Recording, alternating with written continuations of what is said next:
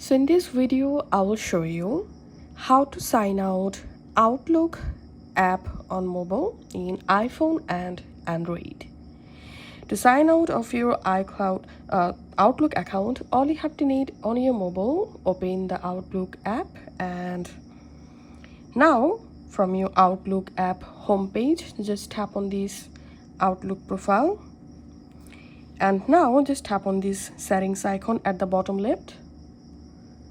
And here scroll down and under general tap on accounts, and here you will find all of your added Outlook accounts. Now just tap on the account that you want to remove from your mobile, and now just scroll down and here you will find this remove account option.